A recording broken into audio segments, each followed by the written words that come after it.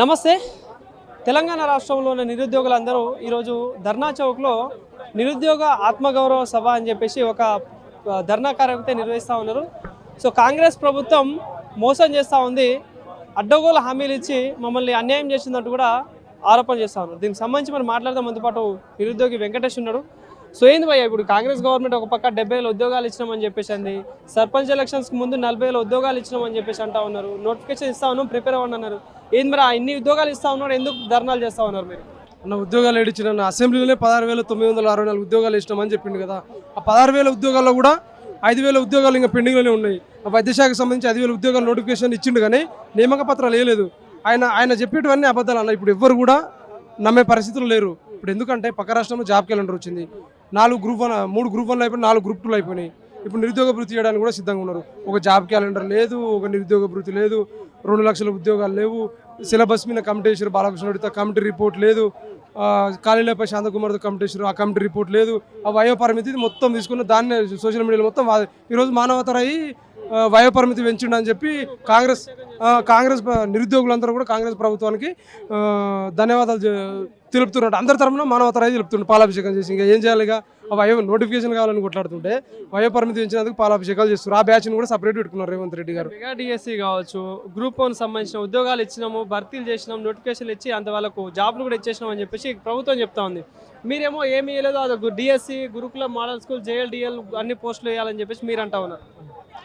వాళ్ళు అసెంబ్లీలోనే చెప్పిర్రు మనం 16,000 ఉద్యోగాలు ఇచ్చినామని. నిజంగా వాళ్ళ ఉద్యోగాలు ఇచ్చినట్లు ఉంటే మరి కనీసం కోదండరామ్ సార్ గారు, రియా సార్ వీళ్ళని కలవాలి కదా. మాకు వీళ్ళు కూడా కలవనటువంటి పరిస్థితి. ఇప్పుడు మీడియాలో డైలాగులు, రేవంత్ రెడ్డి అనే వ్యక్తి నేను స్టాటిస్టిక్ ప్రెజర్, ప్రజలు ఇబ్బందులు పడుతుంటే నేను సంతోషపడతానటువంటి వ్యక్తి, 70,000 ఉద్యోగానికి ఒక ఉద్యోగం తక్కువైనా తల నరుకుంటున్న వ్యక్తి, మళ్ళీ మొత్తం కలుపుకుంటే కూడా 67,000 ఉద్యోగాలు అవుతాయి. మరి 3,000 ఉద్యోగాలు తక్కువ కదా. ఆయన గురించి ఏమని మాట్లాడతాం? ఇప్పుడు రేవంత్ రెడ్డి గారిని చూసి మేము ఓట్లేసి ఇది చేసింది కాదు కదా. కోదండరామ్ సార్ గారు వీళ్ళు మమ్మల్ని మోసం చేసిరని మాకు ఒక బాధ ఉంది.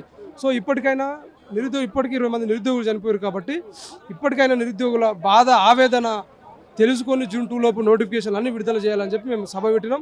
ఒకవేళ విడుదల చేయకపోతే మాత్రం ఈ సభలు సమావేశాలు ఉండవు, పెద్ద ఎత్తున ఉద్యమాలు చేస్తాం. చాలామంది ఇప్పుడు ఇంటెలిజెన్స్ రిపోర్ట్ కూడా తక్కువ మంది వచ్చారు, నిరుద్యోగులు ఎవరు రావట్లేదు అని అనుకుంటున్నాం. మేము కూడా ఒక వ్యూహం ప్రకారం వెళ్తున్నాం. అంటే ఇప్పుడు దీన్ని బట్టి అంటే పర్మిషన్ ఇచ్చింది కూడా పోలీసు వాళ్ళే, మరి అదే పోలీసు వాళ్ళు మళ్ళీ ప్రివెంటివ్ అరెస్టులు చేస్తూ ఉన్నారు కదా. సో ఏం చెప్తారు మరి? అంటే పర్మిషన్ ఇచ్చి ఉద్యమాన్ని డైవర్ట్ చేద్దామని చెప్పి ఒక ఉద్దేశంతో ఇప్పుడు నిన్న 10 రోజుల ముందు పర్మిషన్ లెటర్ ఇచ్చినాం. నైట్ 8 గంటలకు పర్మిషన్ ఇచ్చారు, దానికి ఏవేవో కండిషన్లు పెట్టారు. అయినా కూడా ఈరోజు దిల్సునార్లా నిరుద్యోగులను అరెస్ట్ చేశారు. చాలా మంది ఇప్పుడు మెట్రో దగ్గర కూడా పోలీసు వాళ్ళు ఉన్నారు, భయభ్రాంతులకు గురి చేస్తున్నారు. ఎక్కువ మంది స్ట్రెంత్ కనిపిస్తుందంటే అనుకోకుండా ఒకవేళ కర్ణాటక, నేపాల్ లాంటి సంఘటనలు జరిగే అవకాశం ఉంటుంది కాబట్టి అలా జరగకుండానే 100,000 మంది పోలీసులతోటి పర్మిషన్ ఇచ్చినా కూడా ఈ విధంగా అంతమంది అడ్డుకుంటే కూడా ఇంతమంది నిరుద్యోగులు నోటిఫికేషన్లే వద్దని మీరు ధర్నాలు చేస్తున్నారని చెప్పేసి ముఖ్యమంత్రి చెప్తా ఉన్నాడు. నోటిఫికేషన్లు వద్దని చెప్పి ధర్నాలు చేస్తారా? బుద్ధినోడు ఎవడైనా? నేను చెప్తున్నాను, రేవంత్ రెడ్డి ఏదో ఒకటి మాట్లాడాలి మాట్లాడాలని చెప్పి అట్లా మాట్లాడుతున్నా. నోటిఫికేషన్ వద్దని చెప్పి భూమి నోడు ఎవడన్నా ధర్నాలు చేస్తాడు. అట్లా వాడు ఏమి ఇచ్చినా అని చెప్పి నోటిఫికేషన్ వద్దని ధర్నా చేస్తాం. అది కాదు. కానీ రేవంత్ రెడ్డి అనే వ్యక్తి గురించి మేము మాట్లాడదలుచుకోలేదు. మేము ఓట్లు వేసింది తెలంగాణలో మేధావుల ముసుగులో మాకు హామీ ఇచ్చిన వాళ్ళు వీళ్ళందరినీ చూసి మేము ఓట్లు వేసినాం. ఆ రోజు రాహుల్ గాంధీ మా దగ్గరకు వచ్చి భుజాల మీద చేసుకొని ఆయన ఇచ్చినటువంటి హామీలను, ప్రియాంక గాంధీ ఇచ్చినటువంటి మేనిఫెస్టోను, సారూర్ నగర్ మేనిఫెస్టో, ఇవన్నీ నమ్మి మేము ఓట్లు వేసినాం. కాబట్టి ఇప్పటికే 3 సంవత్సరాలు గడుస్తూ ఉన్నది. నిరుద్యోగులు వ్యాపారాలు చేస్తున్నారు. నిరుద్యోగులతోటి ఒక అప్లికేషన్ 20 పోస్టులు పెంచి 1000 రూపాయలు అప్లికేషన్ పెట్టిండు. టెట్ 750 రూపాయలు పెట్టిండు. గత ప్రభుత్వం 220, త్రిబుల్ పెట్టిండు. ఇక్కడ నోటిఫికేషన్లు లేక అద్దంకి దయాకర్కి ఏం చెప్తావు? ఇదే చిక్కడపల్లి లైబ్రరీకి వచ్చి అద్దంకి దయాకర్ వారం రోజులలో మీ పరిష్కారం చేస్తా అన్న అద్దంకి దయాకర్ మరి ఇప్పటివరకు ఎందుకు మాట్లాడతారు? అద్దంకి దయాకర్ అంటే చాలా గౌరవం ఉండే గతం లోపల.